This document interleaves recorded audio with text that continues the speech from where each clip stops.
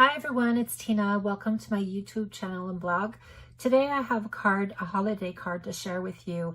And when I went to link up everything, I realized that the stamp set is no longer available. So I had used the Marion Bright stamp set from Gina K Designs, and this was released last year. So if you have the stamp set, you'd be able to recreate this card. But if not, I did find an alternative, and I'm going to do a video showing you how to replicate this card. It'll be a little bit different, but it'll be very similar. So this is the stamp set from Simon Says Stamp. It's called The Magic of Christmas. So let's get started. So a few weeks back, I had posted a video showing the new domed applicators from scrapbook.com. And I've been using it ever since, and I have to say that it is now my go-to applicator. I still use my brushes, the blending brushes, but when I want to do a whole surface, I tend to reach for these because there's no streaking and there's no flaw. I mean, I can start on anywhere from the cardstock and I won't get any marks. So I'm going to be using Shabby Shutters and Tumbled Glass Distress Oxide, and I've been using this combo for the holiday cards that I've been doing, and I absolutely love it. So we're going to get started.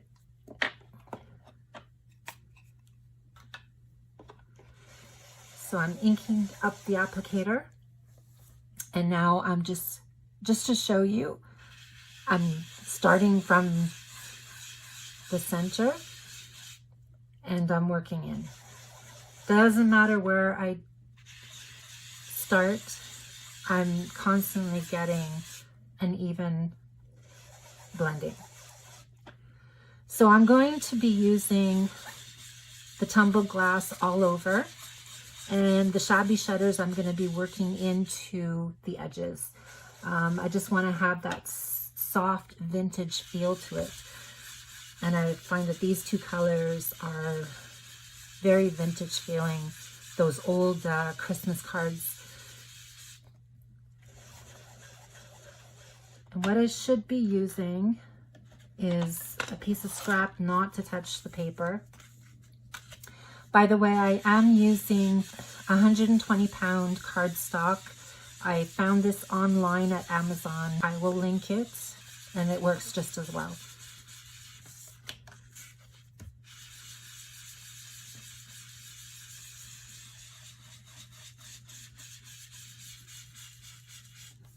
Okay, so now it's time to add on the Shabby Shutters and start to work on the edges. Now for this one, I'm actually using a lighter pressure. I don't want it to become too dark, and I want it to have that faded look. And I'm working in because I know that I'm going to be die cutting quite a bit of it. I would say almost a ½ inch off the edges.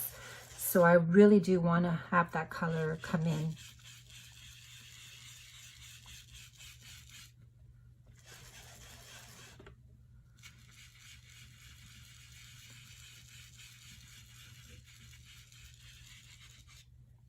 I've let the ink dry a little bit, and now I'm going to splash some water using my Distress sprayer.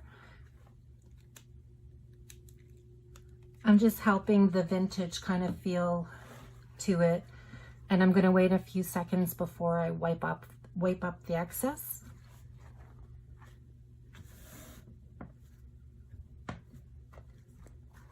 Now I'm going to dry it up with my heat tool, and then we'll begin the next stage. So I've placed my stamps in the stamp positioner tool, and I only have a couple of inks from Simon Says Stamp, so I'm going to double stamp to give a darker impression in certain areas. So I'm using Leaf Green, or Green Leaf, and Sparrow. I'm going to start with the brown,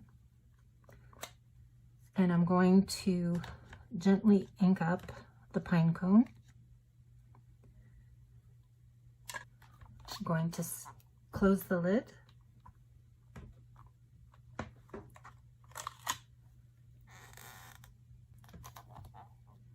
going to wipe up the stamp. I'm going to go back with the green leaf and stamp everything else. Mind you, I probably should have gone first with the green.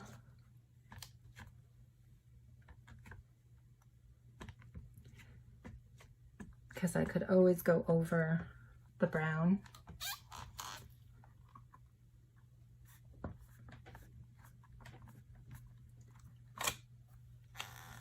Okay, I'm gonna have to go over the pine cone again.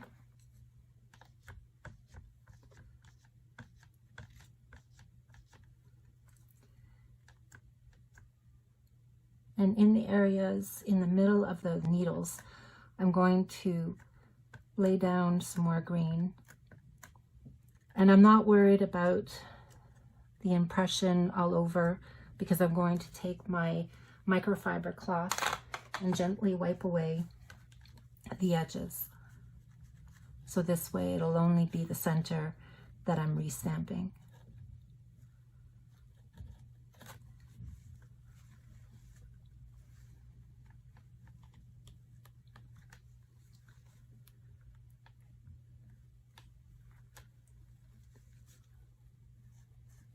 Okay, so I'm going to close the lid.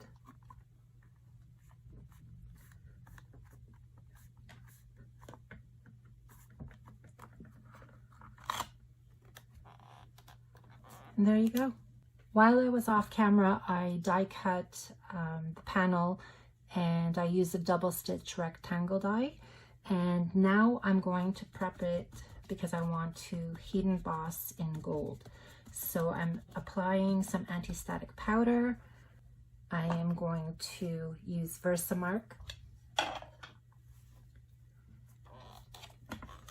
I'm inking up the stamp.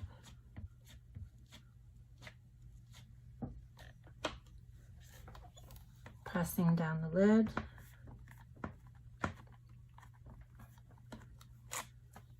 And that looks like a good impression. So I'm going to sprinkle some gold embossing powder from Ranger.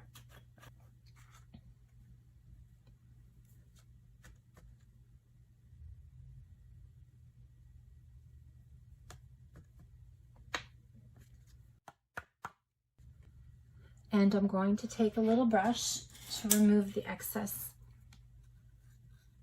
This way I don't get heat embossing in the areas that I don't want them. I'm going to heat emboss it off camera and I'll be right back. While I was off camera, I die cut some metallic craft cardstock from Tim Holtz and I trimmed it down to be about 1/8 of a border. So I'm going to turn my panel around and I'm going to adhere some Nuvo Deluxe Adhesive Glue. It's one of my favorites as a go-to. What I like about it is that you can have time to move things around and straighten them before the glue dries.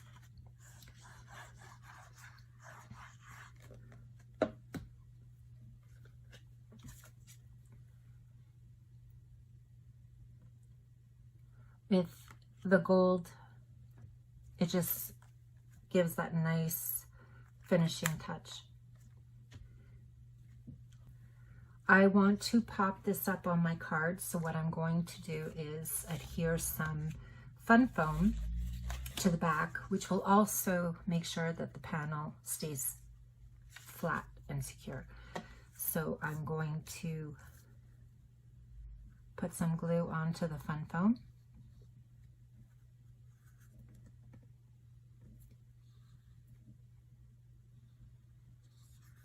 My glue is almost finished, so I'm trying to squeeze it really hard. Okay.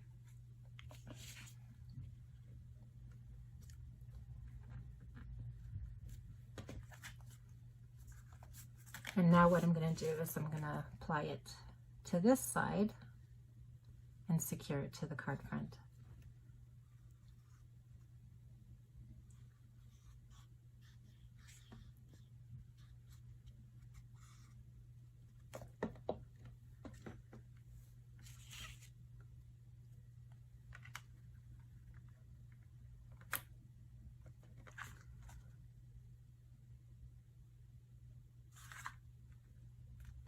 for the final touch, I'm going to add some brown jewels. With my jewel picker, I'm adding the jewels.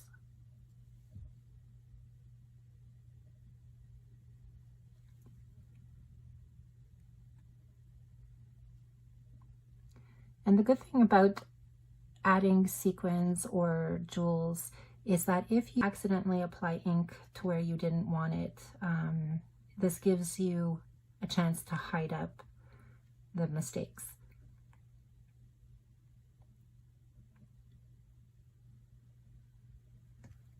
And that's it. It's a very beautiful stamp set and very similar to this one. So I was very happy that I found this pine cone set.